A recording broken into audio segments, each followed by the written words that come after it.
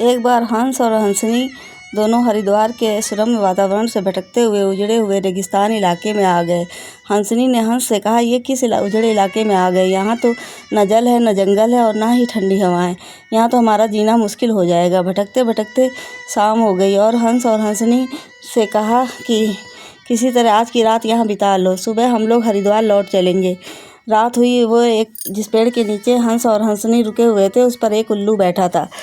वह ज़ोर ज़ोर से चिल्लाने लगा। रात में हंसनी ने हंस से कहा कि अरे यहाँ तो रात में सो भी नहीं सकते, ये उल्लू चिल्ला रहा है। हंस ने फिर हंसनी को समझाया कि किसी तरह रात काट लो।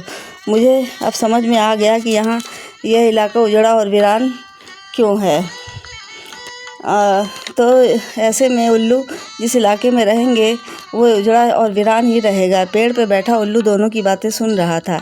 सुबह हुई। उल्लू नीचे आया और उसने हंस से कहा, भाई मेरी वजह से आपको रात में बहुत तकलीफ़ हुई, मुझे माफ़ कर दो। हंस ने कहा, कोई बात नहीं भैया, आपका धन्यवाद। यह कहकर जैसे ही हंस अपनी हंसनी को लेकर आगे बढ़ा, पीछे से उल्लू चिल्लाया, अरे हंस, मेरी पत्नी को लेकर कहाँ जा रहे हो?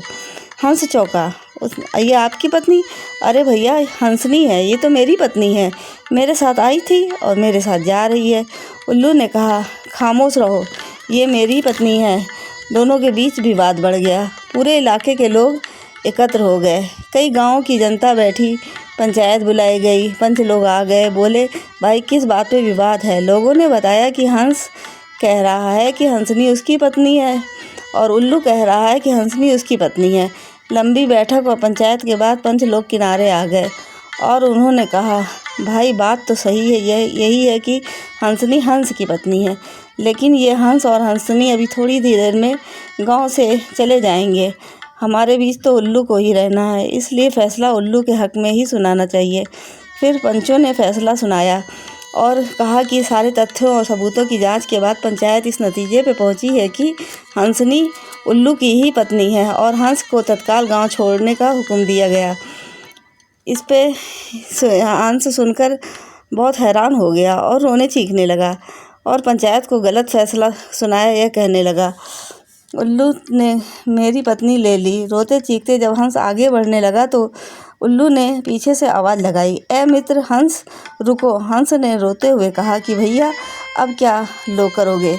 पत्नी तो तुमने ले ही ली, अब जान भी लोगे क्या? उल्लू ने कहा, नहीं मित्र, ये हंसनी है, आपकी पत्नी है और आपकी ही पत्नी रहेगी।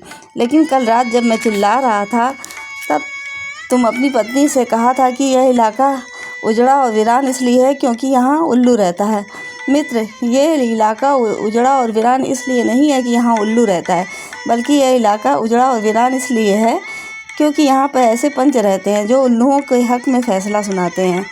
शायद 75 साल की आज़ादी के बाद भी हमारे देश की दुर्दशा का मूल कारण यही है कि हमने उम्मीदवार की योग्यता को न देखते हुए हमेशा ये हमारी जात का है, ये हमारी पार्टी का है, इस आधार पर अपना फ़ैसला उल्लुओं के पक्ष में सुनाया है। देश की बदहाली दुर्दशा का भी यही कारण है और इसके जिम्मेदार भी हम ही हैं। नमस्कार।